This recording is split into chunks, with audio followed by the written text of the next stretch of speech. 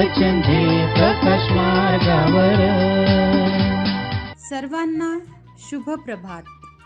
प्रभू येशू ख्रिस्ताच्या नावात विश्ववाणी परिवाराकडून आम्ही मार्गाकरिता प्रकाश कार्यक्रमात आपले सहर्ष स्वागत करीत आहोत.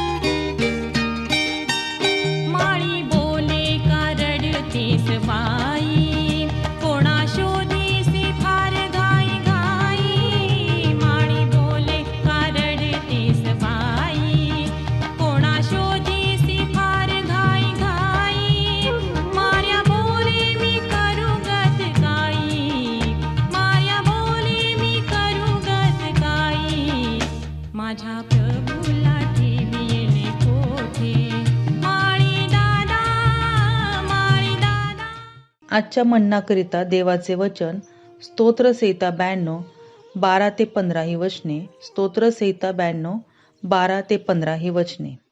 नीतिमान खजुरीसारखा समृद्ध होईल, तो लबानोनावरील गंधसरूसारखा वाढेल. जे परमेश्वराच्या घरात रोवलेले आहेत ते आपल्या देवाच्या अंगणात समृद्ध होतील. वृद्धपणातही ते फळ देत राहतील. ते रसभरीत व टवटवीत असतील. ह्यावरून दिसेल की परमेश्वर सरळ आहे. तो माझा दुर्ग आहे. त्याच्या ठायी अन्याय मुळीच नाही. देवबाप असलेली वचने आपण सर्वांसाठी आशीर्वादित करू. जणू येशू ख्रिस्ताच्या नावात सर्व सलाम. आजच्या मन्ना करता निवडलेला शास्त्रभाग स्तोत्रसंहिता 92 12 ते 15 ही वचने आपण वाचलेली आहोत. या ठिकाणी देवाच्या चांगुलपणाबद्दल उपकार स्तुती करायला पाहिजे. कारण जे लोक नीतिमान आहेत, नीतिमानानं जीवन जगतात, परमेश्वराचं वचन सांगतं की देव त्यांना खजुरीसारखा समृद्ध करील व लबनोनावरील गंधरसूसारखा वाढवेल. 2 वृक्षाची उपमा या ठिकाणी नीतिमान लोकांना देण्यात आलेली आहे. ज्याप्रमाणे खजुरीचं झाड उंच होऊन समृद्ध होतो, ज्याप्रमाणे तो मजबूत असतो, त्याचप्रमाणे परमेश्वराचं वचन सांगतं की नीतिमान लोक परमेश्वर त्यांना समृद्ध करील व त्यांना मजबूत करून त्यांना वाढवेल देखील.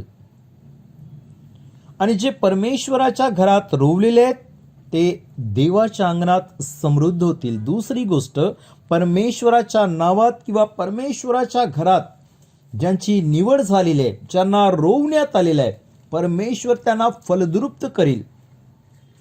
ते देवाच्या अंगणात समृद्ध होतील. कारण कुठल्याही वृक्षाची रोपणी केल्यानंतर तो फलद्रुप्त होतो, तो फळ देतो. पुढे देवाचं वचन सांगतं की वृद्धाप काळातही ते फळ देत राहतील. ते रसभरीत व टवटवीत असतील. आणि जे देवाच्या परमेश्वराच्या घरात रोवलेले आहेत, देवाच्या राज्यामध्ये ज्यांची निवड झालेली आहे, ते रसभरी टवटवीत सर्व प्रकारच्या आशीर्वादाने आशीर्वादित होऊन प्रभूचं वचन सांगते की वृद्धापकाळातही ते फळ देत राहतील, ते थकणार नाही. एका ठिकाणी उकाबाची उपमा देण्यात आलेली आहे. आणि होय माझ्या प्रियानो, या सर्वांवरून कळून येईल की परमेश्वर सरळ आहे, तो आमचा दुर्ग आहे आणि त्याच्या ठाई मुळीच अन्याय नाही. आणि परमेश्वर सत्य आहे, न्यायी आहे, सरळ आहे, त्याच्या ठाई मुळीच अन्याय नाही. आणि जे कोणी देवाच्या नावात ज्याची निवड झालेली आहे, त्याच्या अंगणात ज्याचे रोपण झालेलं आहे, परमेश्वर त्या प्रत्येकाला फलद्रुप्त करील. नेहमी देवाचं वचन म्हणते की वृद्धापकाळातही ते फळ देत राहतील. आणि परमेश्वर हे सर्व काय करणार आहे? जो नीतिमानाने जीवन जगेल, जो कोणी धार्मिकतेने जीवन जगेल, परमेश्वर हे सर्व प्रकारचे आशीर्वाद त्या प्रत्येकाच्या जीवनात देईल.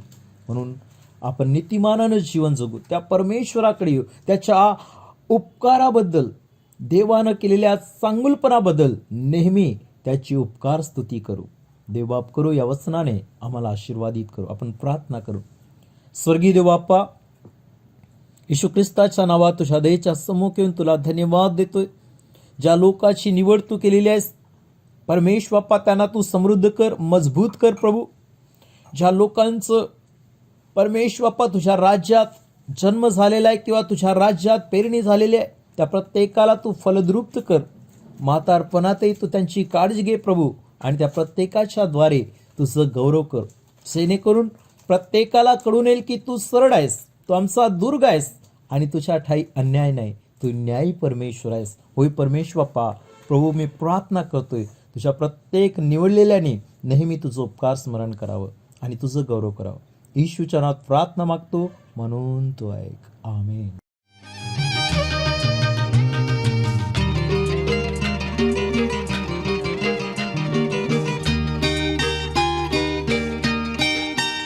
माळी बोले का रडतेस बाई, कोणा शोधीसी फार घाई घाई. माळी बोले का रडतेस बाई, कोणा शोधीसी फार घाई घाई.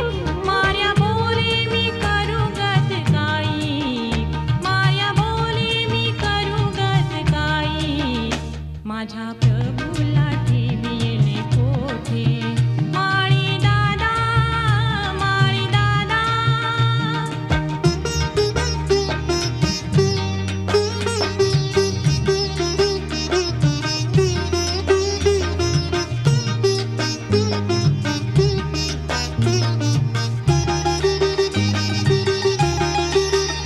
तेव्हा माळी बोलला अगे मार्या, मार्या ओळखुनी म्हणे गुरुवर्या. तेव्हा माळी बोलला अगे मार्या, मार्या ओळखुनी म्हणे गुरुवर्या. भेट होताच म्हणे ना मार्या, भेट होताच म्हणे ना मार्या. माझ्या प्रभूला ठेविले कोठे, माझ्या प्रभूला ठेविले कोठे. माळी दादा, माळी दादा, माळी दादा, माळी दादा, माळी दादा.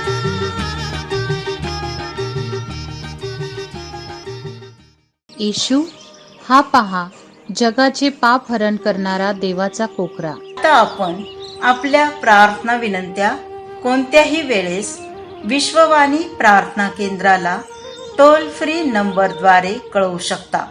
आमचा टोल फ्री नंबर 1-800-2700-333.